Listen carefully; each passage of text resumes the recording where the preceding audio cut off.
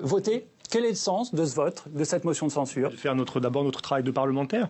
C'est la conséquence, cette nouvelle motion de censure du 7e 49.3, du 5e sur un PLFSS. Et donc face au piétinement du Parlement, eh bien le Parlement se défend et défend sa capacité à argumenter, à proposer une autre politique, à dénoncer le contenu de ce PLFSS qui, de notre point de vue, ne répond pas aux grands enjeux sanitaires.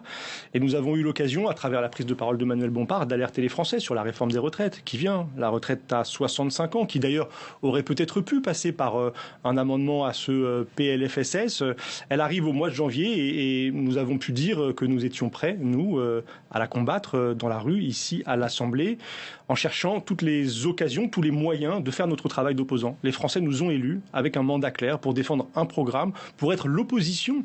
Et une démocratie a besoin d'une opposition. Il est parfois sidérant d'entendre les orateurs de la majorité, eh bien, au fond, dénoncer des propos qui seraient discordants des leurs, comme si il devait y avoir un unanimisme, des félicitations qui seraient adressées par tous les bancs à ce gouvernement. Non, ça n'est pas comme ça qu'un Parlement fonctionne, et ça n'est pas ça que les Français ont voulu, puisqu'ils ont voulu ne donner à personne ici une majorité et qu'elle ait à trouver, à construire. Encore une fois, ce gouvernement a été incapable de le faire pour ce PLFSS. Alors, Frédéric